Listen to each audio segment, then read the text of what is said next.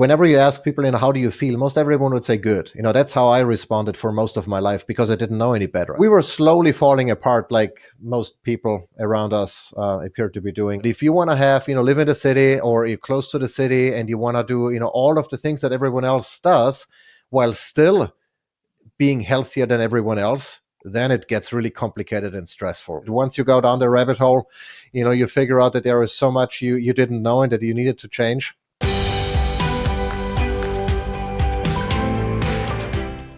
Welcome. I'm very happy to talk with Michael here today. He's going to talk to us a little bit, I think, about homesteading and stuff like that, maybe some other things. So, yeah. Michael, we were talking just off camera, originally from, I think you said Austria. Yeah. And now you're living in, you said, where'd you say, Georgia or something like that? Yeah, Georgia, Atlanta. Atlanta, Georgia. Okay, I've got some relatives in Alpharetta. I've been there a few times. That's actually where I live. Yeah, we're in Alpharetta, Milton, just on the. Oh man, I know exactly where you. I've been there. I've been there many times. So yeah. I'm trying to remember the name of the little neighborhood they live in. God, it's somewhere in that area. It's right by Milton. No, I know it's kind of like on the borderline or something like that. So hell, you might be neighbors. All right. Well, I guess let's just get into it. Tell us a little bit about who you are, what you're doing, and we'll just kind of see where the conversation goes.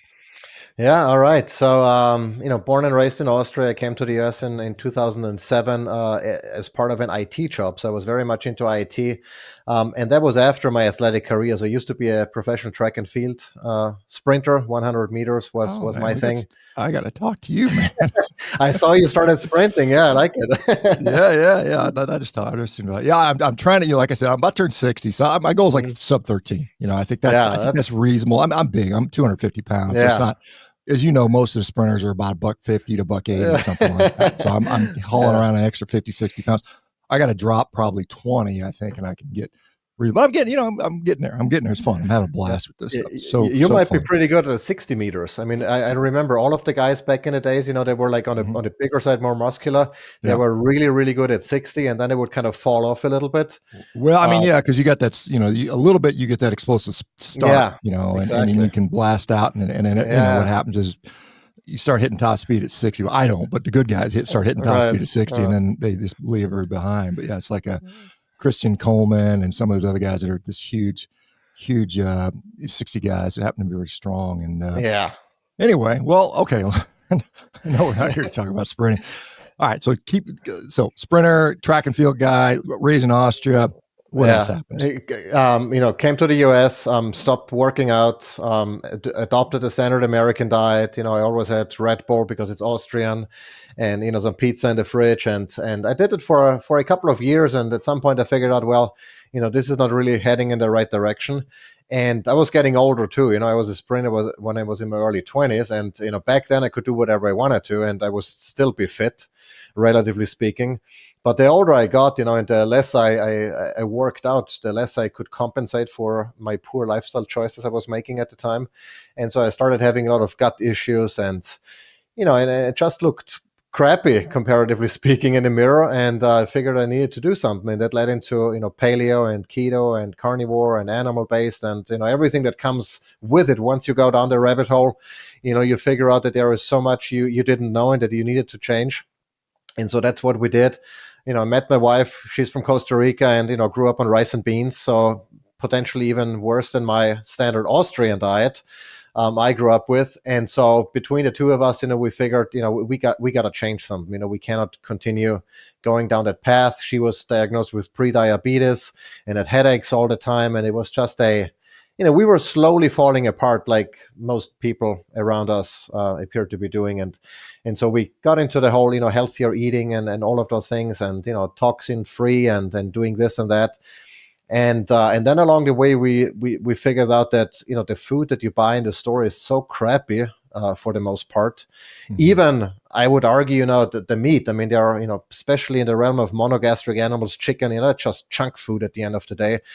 And we figured, well, if we really wanted to take it to the next level, we got to raise our own food, to the extent possible. And so we got into homesteading. And, and that's kind of where, led to where we are. We are now in the process of moving to 45 acres to raise, finally, ruminants, because that's predominantly the meat that we consume.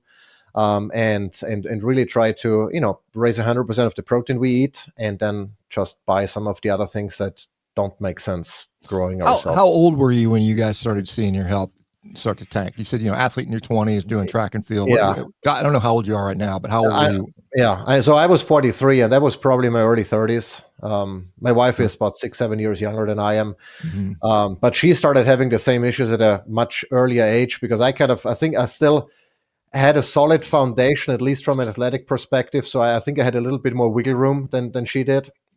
So for her, it started a little bit earlier. For me, it was the early 30s when we realized that, my midsection is changing, my abs are disappearing, and my gut was not feeling good. Yeah, I had a similar, because I came up through powerlifting and strongman, so I never really had abs. I was just a big, strong guy. Right. I didn't really notice it. But if I look back and I'm saying, when did my health start to deteriorate? It probably would have been my late 20s, early 30s for sure. But yeah. I was training. I was an athlete, so you do compensate a little bit for that. Yeah. But by the time I got to my early 40s, the wheels were starting to fall off. I wasn't sick, but I just knew I just didn't feel good. And so, fortunately, you discovered that a decade before I did, which is good. You'd have to, if I accumulated 10 years of extra damage, I probably didn't need to. So, yeah.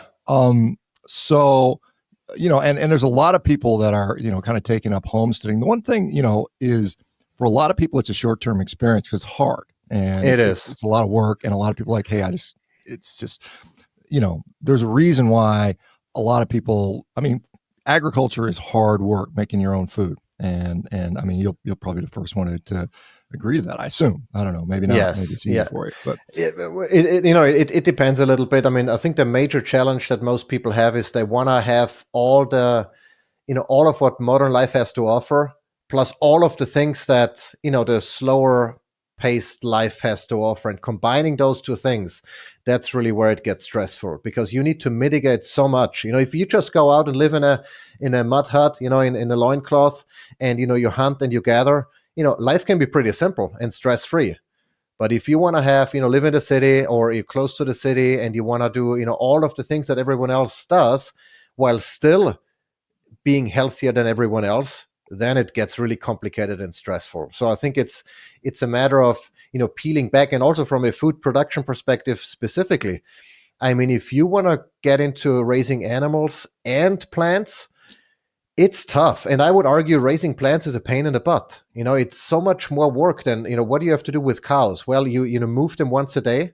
If you want to get into, management intensive grazing, and you make sure they have water.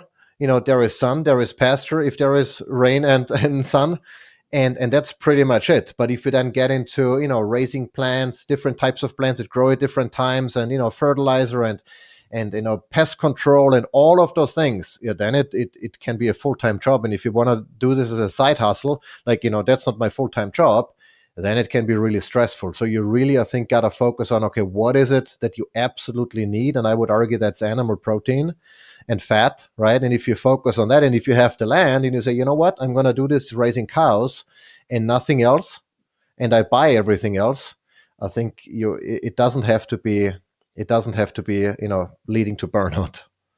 Yeah, and you said something like suburban homesteading, because a lot of people think that, and you said you're mentioning you're going to go out and get 45 acres, but in the setting of the suburban, I kind of live, I guess, in a quasi suburban area.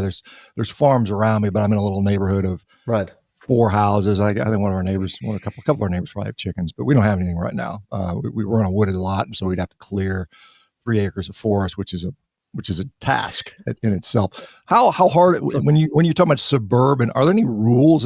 Can you just start throwing a menagerie on your property, or do you have to clear it with the neighborhood or the city, or how does that work? Hey folks, it's Dr. ShawnBaker here. Hey, if you or someone you love is suffering from chronic disease and you're tired of just managing symptoms with potions, pills, and procedures, I want you to check out Revero.com. Our team of dedicated professionals is committed to tackling the root cause of your issue and finally getting you healthy. Hurry up, though. Our spaces are filling up very quickly. Yeah, well, it really depends on your jurisdiction. Where we are, it's all zoned agricultural. So Milton is an agricultural, city. At least historically it was. There are most people that live here now. don't practice any of that. They just want to live in a quiet, nice area. But some, like we use the opportunity, and we raise whatever we want to. At the end of the day, we could raise whatever we wanted to. There is no regulations that would prevent us from doing anything. But even if you live somewhere where they say, you know what, you cannot have a roost, or you can only have 5 chickens or whatever, there are still things that you can do pretty much anywhere that nobody can forbid you from doing. And one example would be raising rabbits. If you're into red meat, but you don't have the space for a cow or whatever, rabbits are quiet. They are considered pets in many areas, so nobody's going to tell you cannot have pets. They reproduce incredibly quickly, as everyone knows, and they're relatively easy to raise. So that's one of the reasons why we raise rabbits, both for our dog as well for ourselves. Honeybees are another example. I mean, not necessarily protein, but if you're into a cleaner source of carbs, honeybees are protected. Nobody can forbid you to have hives on your property or on your balcony if you wanted to. So there are ways, but in your particular example, you said a forest, and that's the ideal landscape for pigs. Pigs are forest dwellers. They are not meant to be raised on pasture or indoors, but in a forest that would be the perfect kind of terrain for them. Yeah, well, we had a bunch of like brambles and blackberry bushes, and you can't even walk in there. It's just like goats is the answer to that. Goats. Yeah, goats would be good. Yeah, goats would be good. Yeah, maybe one day we'll have to see how that is. So, what did you guys choose to raise? And since you have you said unlimited options, but obviously there's practicalities. I mean, like I said, you could graze ostriches, I guess, but whatever. I mean, right. What are you raising, and why did you decide to do so? Yeah. So our current property is just 1.25 acres, so it's not huge by any means. So we had limitations, and especially pasture is the limiting factor for us. So that's why no larger ruminants are possible. So we started with chickens because eggs are something we consume every day, a lot of, and so chickens was kind of, it's the entry kind of livestock for most homesteaders. From there, I think I should take this back. I think honeybees we had first because that was really the easiest kind of setup.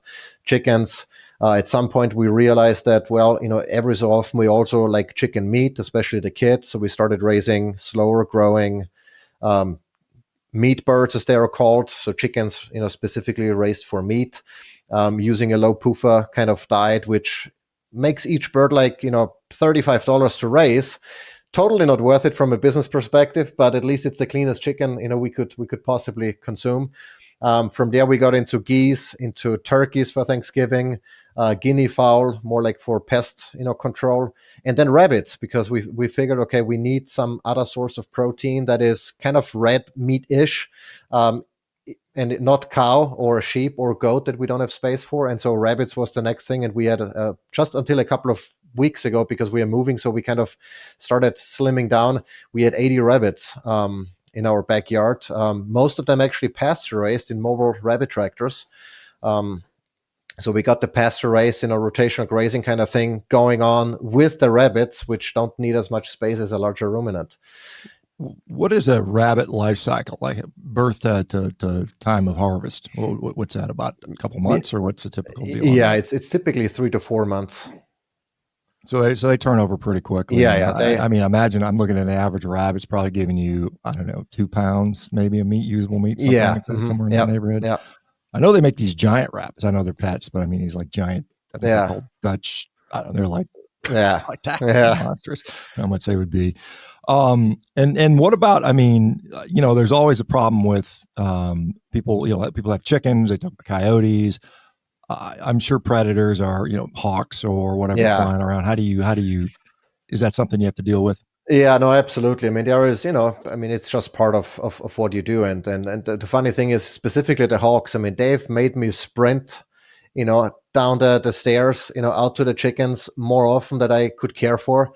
And, it's just one thing that you have to deal with. We lost a bunch of birds, obviously. We haven't lost any rabbits yet because they're typically enclosed. But chickens, we've lost. Coyotes jumped over, killed both of our geese. It is just what it is. It's only a problem, so to say, if you form an emotional attachment with specific animals, and then those happen the ones that get killed, rather than just a white chicken that you don't even have a name for. But yeah, that's part of it. And there is not really much you can do other than, you either lock them up or you deal with the consequences. And so I think we just deal with it as long as it's under control. It is what it is. And I think, correct me if I'm wrong, but I think you said this isn't your main vocation. I mean, you have a job outside of this, and this is just extra stuff to feed yourself, basically. Exactly. It's fun. It's B, to produce food for ourselves, and it's, to teach the kids that food doesn't come from the store. I mean, those are really the, three main things, and really to have more control over the food supply, because again, the way we raise our, chickens, for example, for the eggs, you can't find that because it would commercially not be feasible to produce eggs in that manner that we do. And the same goes with some of the other protein. It would, we couldn't find it in the store. And at least now I know that, what goes into it, both sweat and money. It's certainly not cheap. We're not saving any money. We're not saving any time, but food is just an integral part of, of our health, obviously. And so the more control I have over it, the better it is, I think. Yeah, good for you. I mean, and very few people these days, at least in developed countries, live this way. How much time would you say you commit to that on a daily, weekly basis, given that you have to work, and you have kids to raise and all the other commitments? Yeah, it's probably, I want to say an hour a day, give or take. I mean, there are times when it's more, but a lot of the daily chores, like, morning chores, evening chores, meaning feeding, watering, making sure everyone is fine, moving the rabbits, etc. Most of that the kids actually do. And so I just have to, make sure everything is done according to my specifications. And then, occasionally there is, someone gets sick or whatever, we have to intervene, or we have to build new shelters or whatever. So that, it might then take several hours, but on average, I want to say, give or take an hour a day. So it's nothing that the bad thing really is, so to say, you have to do that hour, you have to invest that hour every single day. So it's not like, it's only an hour, so I'm not going to do it today, or I'm going to go on vacation for 5 days and then I'm going to do 5 hours in a row. That's unfortunately how it works. Mm-hmm. So it's the daily commitment, but the time investment itself is very doable, especially for us. My wife's at home, I work from home, the kids are homeschooled, so we're all home all the time, and we can always respond and, do something, whatever needs to be done. Yeah, I mean, that obviously makes it a lot more convenient to do that. If you go on vacation, tough, huh? How do you deal with that? We actually have a babysitter who turned into a farm sitter, and so she typically moves into our home while we are gone, and make sure the dog is fine and all the animals as well. So we're fortunate enough that we have that right now. Without a helper like that, it would be obviously incredibly challenging to go on vacation. It's, the dog, obviously we could board somewhere, but all the other animals, I mean, we had not too long ago, over 80 heads of livestock. You cannot, just move them anywhere. Someone has to be here. Okay. So you're on an order at 1.25 acres, and I think you said you're going to move to 45 acres. Yeah. I assume more animals, I guess. I mean, what's prompting that move? Yeah. It's really the desire to raise ruminants. And we don't have the space for that. So I'm not necessarily, I don't want to say we're going to have significantly more animals, but we have different types. So instead of raising now, on an average, let's say 30 rabbits, to feed the dog and us, we're going to raise 5 cows, a year. So it's going to be potentially even fewer animals, but larger ones that produce, more meat with every harvest. So cow, because I hear a lot of people saying, and I'm certainly no expert in this, but people I've talked to will often say that like sheep are just, almost an order of magnitude easier than cows in some regards, and they're pretty efficient as far as. I think there is. I mean, obviously there's nuance to that, but I think there is a misconception that just because the animal is smaller, it's easier to manage. I mean, yes, easier to handle for sure. I mean, if you have a grown-out cow and you need to manage it, and it's not, doesn't want to go where you want the cow to go, it's certainly more difficult than just picking up a sheep. I could probably deadlift a sheep and move it to wherever I wanted to. But just from a fencing and everything perspective, a good cow, a well-trained cow, you can have like one strand of electrical fence and the cow stays put. With sheep and goats in particular, even more so, they are significantly more difficult to contain. They are more skittish. They are more likely to run away or run into the fence and get tangled up and then maybe, die because they constantly get electrocuted and stuff. So I don't know. It's really at the end of the day, if I have to, butcher one cow and it's going to take me a day from start to finish, I'm going to have 400 pounds of meat versus, I don't know, 100 and something with a sheep. So for approximately, the same amount of work. So we are erring towards, we'll likely have some sheep as well, and we need goats as well because we have a lot of brush or areas with a lot of brush like you have on that new property. So we'll probably run goats first to clear out that brush before the grazing animals, sheep and cows can come after. But it's definitely going to be, cattle is going to be the core, the backbone of our protein. So back to, you said you're in your late 20s, early 30s, whenever you started to notice you just don't feel good, body composition's deteriorating. How has nutrition impacted you today, now that you're very conscious about what you're putting in your mouth? How has that impacted your overall health and the health of your family, if you'll share that? Yeah, I think the most important aspect that I've learned is to understand the signals my body is sending me when I eat something that I shouldn't have or that I'm not responding well to. And that was really the main thing. But generally speaking, I've elevated my baseline.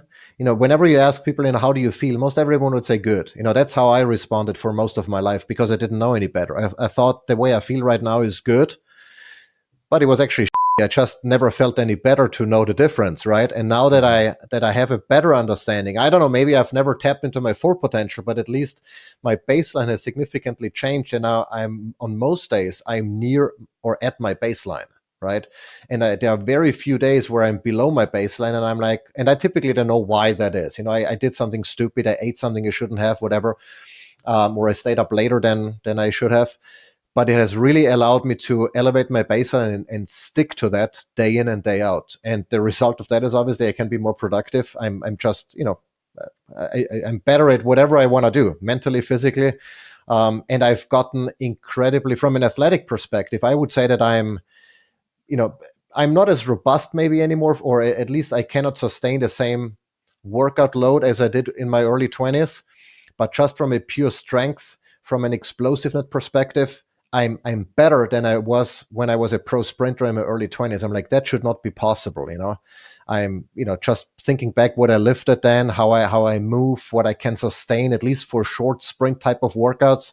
I can really, crush those, and I would not have been able to do that before. And I contribute that to maybe not only food, obviously, but to my lifestyle choices overall that are significantly different to what they used to be.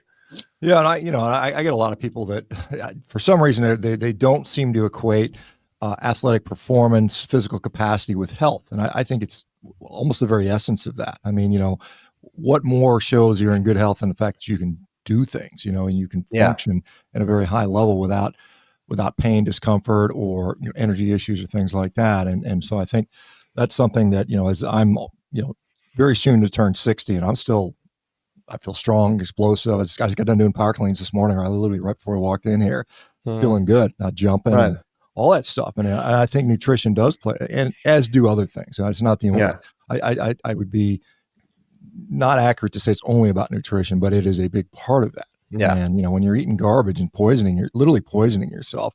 How do you expect to sustain that? This is why, it's kind of interesting. I remember as I've trained through the years in different sports, I've often sought out some of the best coaching I could get a hold of. And I would often work with ex-Olympic gold medalists and world champions. And, a lot of them, they're retired, but a lot of them, I would see them and they would be like 30, 40, 50 pounds overweight, out of shape. Mm-hmm. I'm like, how the hell could you let yourself go this bad? Yeah. But it's just like, if you are, a lot of people like you use Michael Phelps, the swimmers, and eating, 8,000 calories a day, swimming. But once you stop doing that and you don't change your diet, it's just a disaster. Yeah. And I think, maybe you can, for a short period of time, outrun a bad diet. And I know people say you can't do that, but I think you can for a period of time. Yeah. Particularly when you're young. There's no dearth of guys playing professional sports, NFL athletes that, eat McDonald's, like, what was it? Usain Bolt, chicken nuggets was his, food of choice, apparently. I don't know if that's true or not, but maybe you do. Maybe you ran into the guy or something like that. Well, it was my food of choice when I was an athlete. I can tell you that. Every time we went home from a competition, we would stop by at McDonald's. Mm-hmm. And again, I thinking back, I'm like, I wonder if I could have performed better, if I had my diet, my sleep, my stress management, my exposure to environmental toxins, all of those things dialed in more so than but again, I mean, it would make sense that you would have. I mean, you think yeah. about it. I mean, part obviously, because as a professional athlete, as you know, you're putting out an enormous amount of energy and intensity and work effort. I mean, because you're trying, if that's your vocation, I mean, you might be spending 3, 4, 5, 6 hours a day just in activity or activity related things. I mean, I know it's, I know that's part of that. And then sometimes you just need so much energy to deal with that. But I mean, again, the subtle, and this is a thing where the modern food diet, for the most part, doesn't acutely make you ill. Maybe a stomach ache for some people, but it doesn't really make you ill acutely. But the cumulative effect over time, it's like the slow, subtle thing. Maybe you start out pristine in your teenage years with, you're still developing and you've got all your physiology intact. And then over a period of a decade or two, it just grinds you down. Yeah. And maybe that could be, I think for a lot of people, it would probably prolong their career. Maybe if nothing else. I mean, that might be something to think about. Absolutely. I mean, I was injured and sick a lot when I was, an athlete. And it always, very often I came back stronger than I was before. Like I would be, injured for, I don't know, a couple of weeks, torn, tweaked, what have you. And then I would come back and I'd be stronger, but nonetheless, that was probably only because I was in overtraining and I could use the break. But if I had, had that a break, planned without necessarily getting injured and having to recover from the injury as well, I would have probably gotten out even stronger. And, one of the things, I do CrossFit these days predominantly besides walking and some, powerlifting and stuff. And I see, pro CrossFit athletes and what they eat. And I'm like, that's garbage. It's just processed carbs because everyone thinks you need a whole lot of carbs, to perform. And, of course, if you do CrossFit and there is an argument, for carbohydrates to refuel, especially in between workouts or what have you.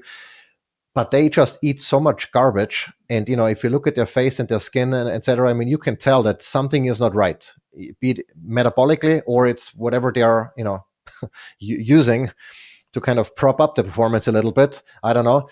But nonetheless, I mean, they are, the way they live, the way they eat, and that really applies, as you said, to a lot of professional athletes, is not conducive to optimal performance. It cannot be.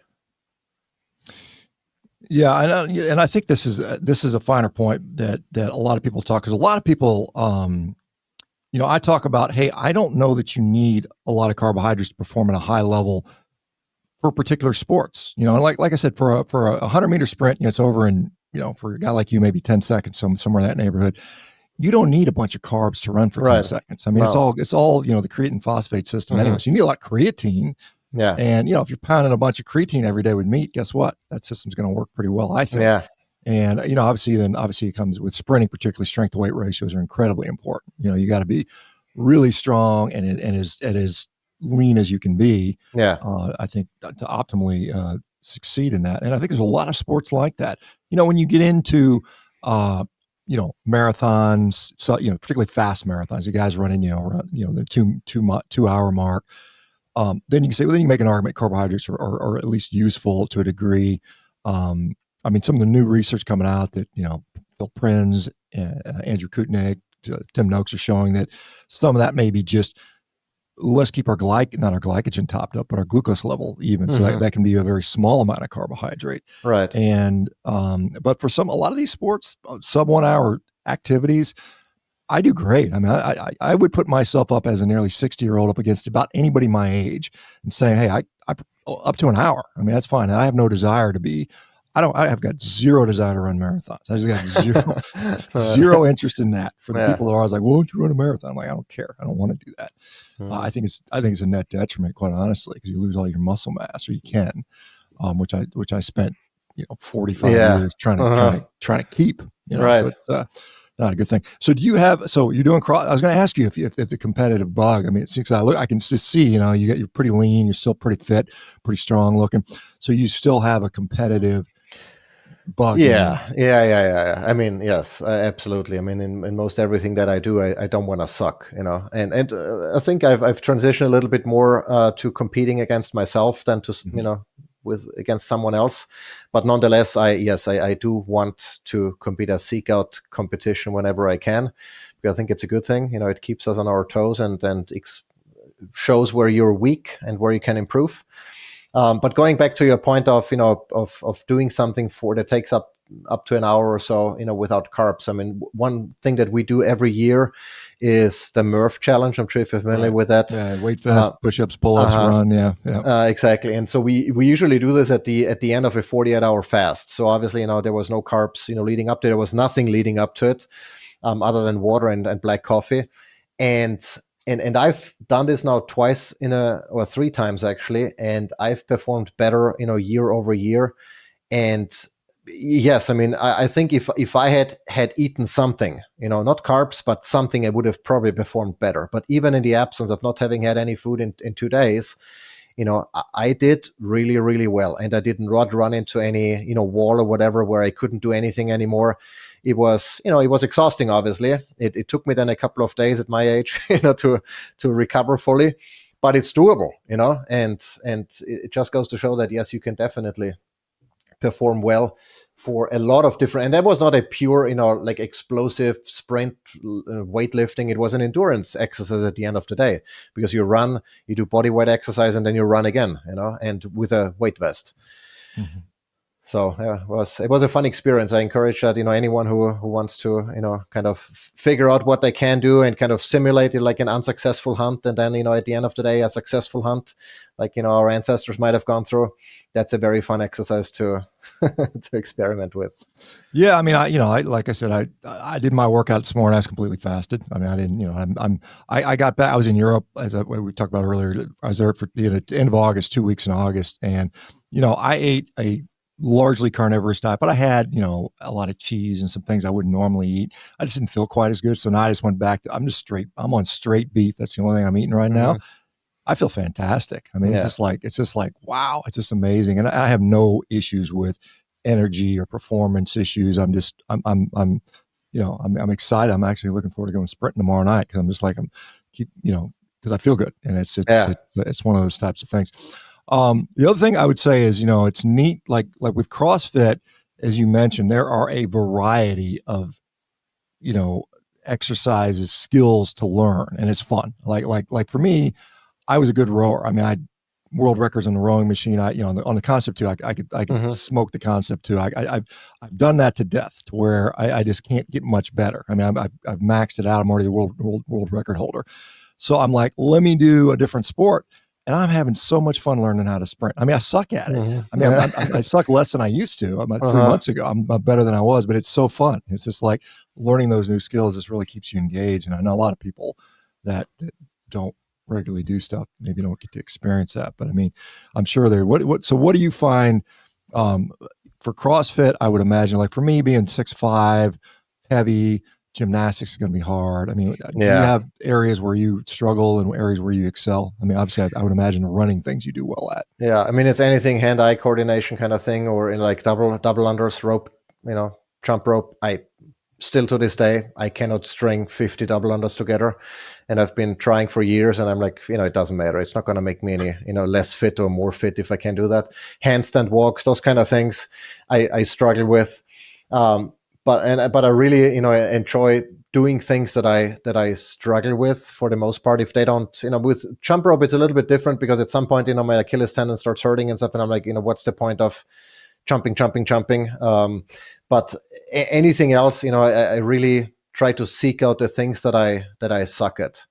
But the things I'm really good at is, like Olympic lifting, squatting, cleaning, deadlifting, those kind of things I absolutely love. And I think it's lifting weights generally, is so important and underrated. A lot of people, they, go for a jog every day or whatever. They do things, they walk, which is great. I do that as well.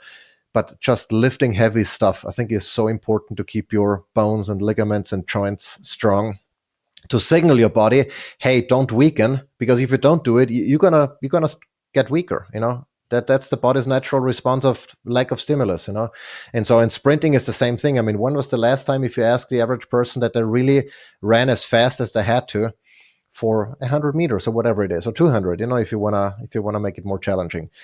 I would bet most people have maybe even never done it, and so sprinting and lifting, I think, is just awesome stuff. Yeah, I agree 100%. Even as an older guy, I mean, because I get people constantly, why are you jumping? Why are you lifting heavy? And I'm like, because they're worried of injury, and they're worried, and it's true that some people do get injured during that. But I mean, in general, I think the net benefit far outweighs the risk of injury, particularly if you do it in a intelligent way. And I think that's part of the differentiation. But I mean, as I've watched people age over the years, the biggest discriminator, I don't care what diet you're on, is those people that train on a regular basis. They are generally going to age in a lot better fashion than those that don't. I mean, that's clear as day to me. And I think anybody that thinks that it's about, aging, you should just be gracefully go, and just sit on the couch and watch the sunset and watch your grandchildren play.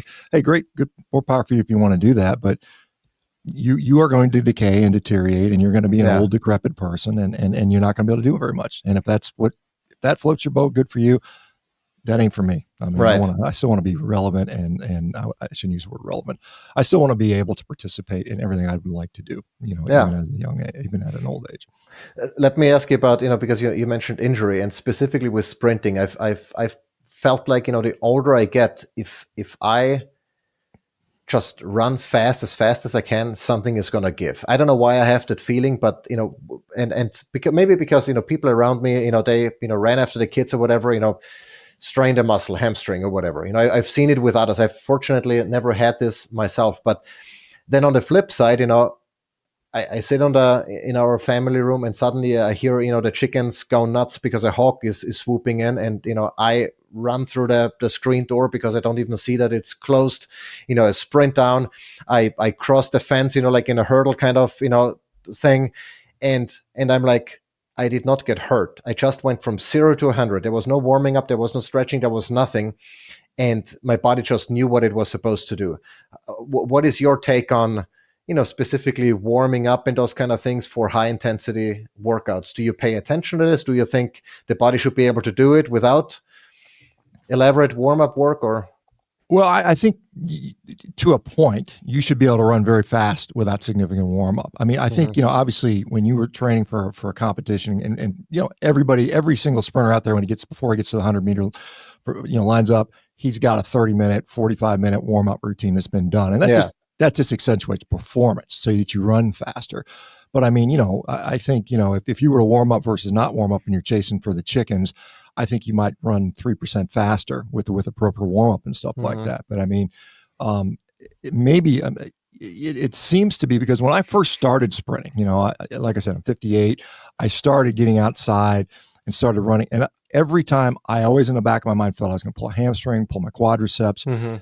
And that sensation is gone now, because I do it so frequently. I do it at least twice a week, that now my body is used to it. So I just don't feel it. I don't even think about, I'm going to pull my hamstring anymore. I mean, I'm not that fast yet, but I mean, still, I'm fast for what I was comparatively. And I think the data seems to support that the more you do stuff, because you cannot simulate the forces that across the hip flexors and the hamstrings in the gym, because the instantaneous forces are, 10x body weight for some of the really fast sprinters. And if you start looking at like jumpers, like particularly triple jumpers, my God, those guys are hitting 20x their body weight through their friggin', their muscles in their lower extremity at some points.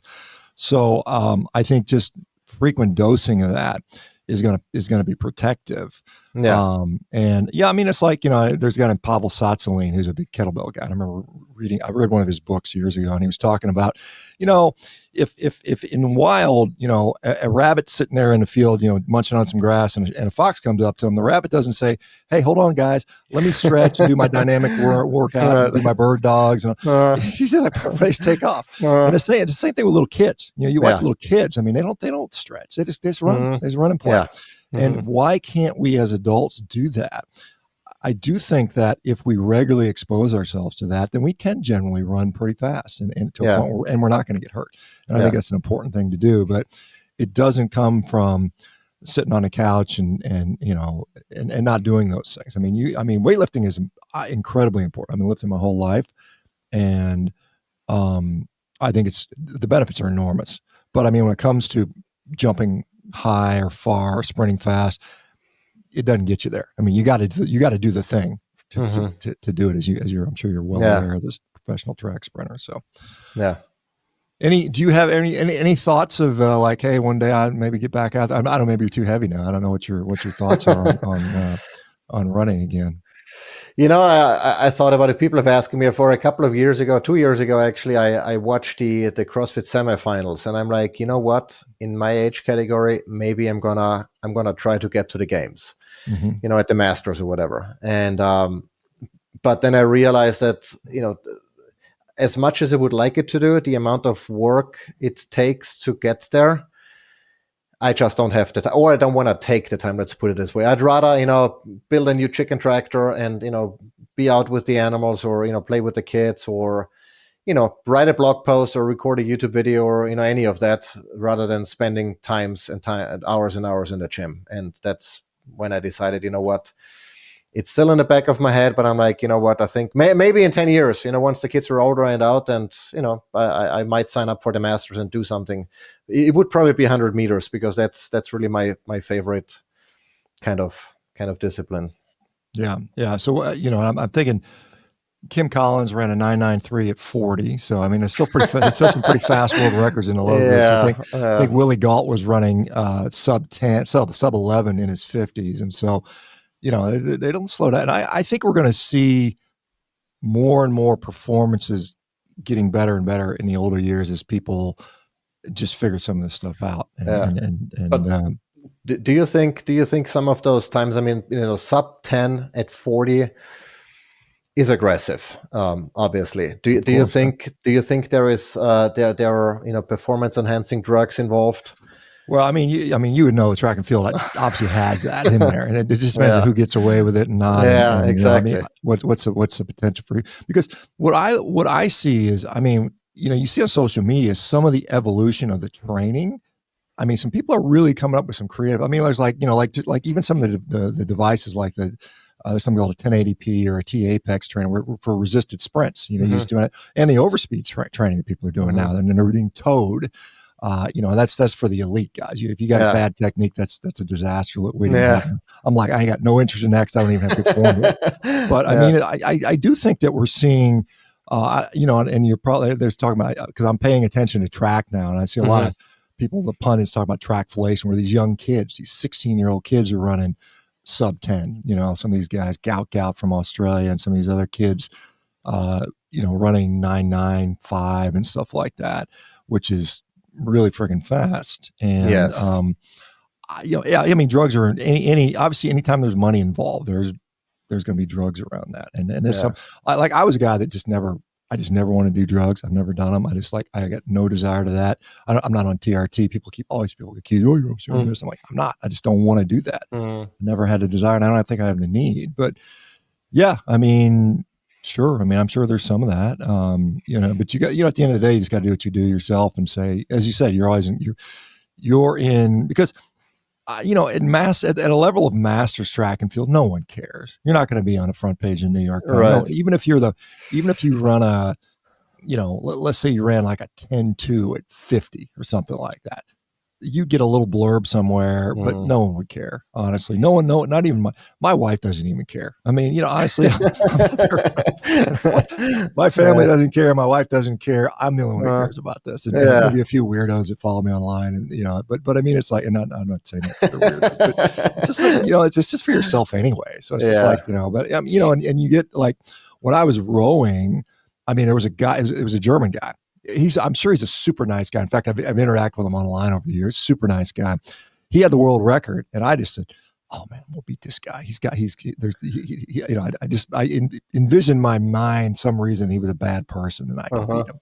And I ended up doing it. But I mean, it was just like, but it's just your own thing at this point. It's just like, but it's just sometimes fun to see what you can do. I mean, it's just your own curiosity. What could I do if I put the training in? And it's like you said, competing at the CrossFit Games would take 10 times as much work as competing in the 100 meters, because 100 meters, you can get out there and you spend an hour a day or something like that, maybe Yeah. something in that neighborhood, and you could do that. So, because I was thinking about, because I know that my size is going to be a huge impediment for me running really, really fast. Mm-hmm. To say like the world record for the 60 plus crowd at 100 meters is 11:7, and I'm like, that's probably not in the cards. Particularly not at 250. Maybe if I got down to 200 pounds, which I'm never going to do, I might, and got really good technique, and that's still even a very unlikelihood. But I'm like, maybe I could do the decathlon because I can throw. I was a Highland Games world champ thrower. I can jump decently. Right. I wouldn't do very good at the 1500, but I mean, if I get because I look at because when you start looking at the older times, they're not that good. It's like, they're not that good. So, I mean, but yeah, I mean, the drug stuff, I mean, and this is like when I was competing in Highland Games, this is a Scottish Games, you put a kilt on, you throw cabers, and I won a world championship in that. But then they started talking, I remember this is about, I guess it must have been 20 years ago. Was it? No, maybe. So I was in my 40s. So yeah, almost 20 years, 15 years ago.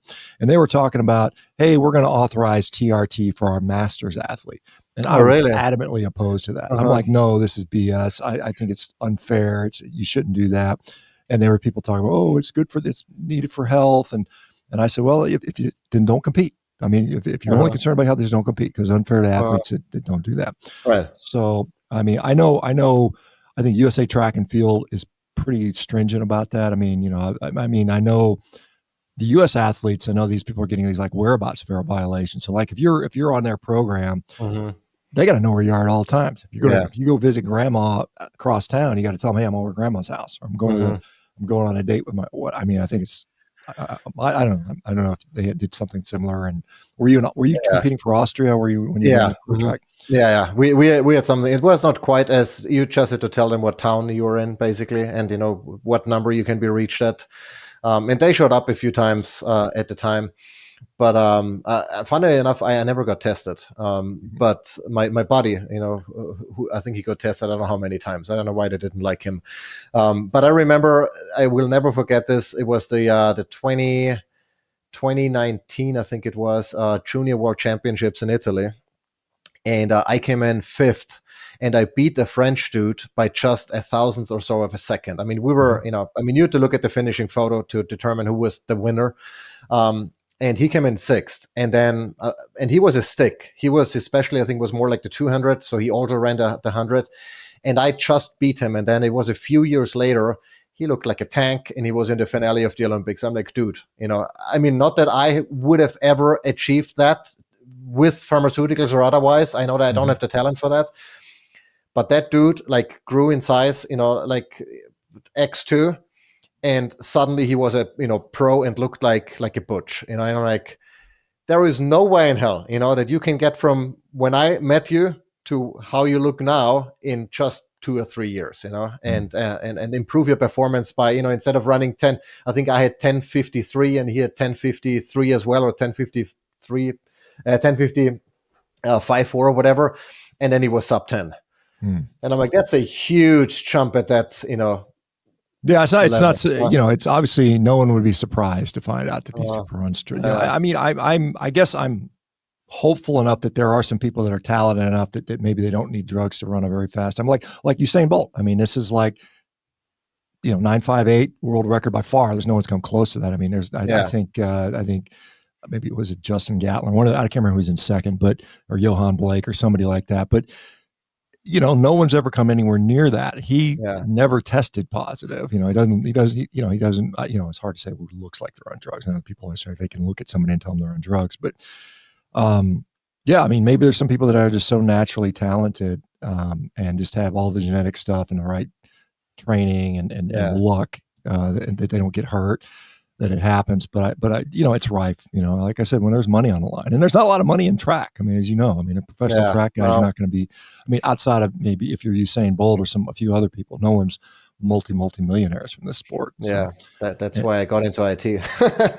Yeah. Well, I mean, it's interesting because, it's funny to see, like, for competitive athletes, like powerlifting, no one makes money in powerlifting. I mean, you might make a few $1,000s at a big competition. And there's people taking massive amounts of drugs just so they can win a little stupid trophy. And I was like, man, that ain't worth that. Why would you want to do that? Anyway, we've devolved into a few things. I don't want to keep you too much longer. I'm sure you're busy. You got chickens to chase around or something like that. I gotta get back to another meeting as well. But Mike, it's been a pleasure talking to you.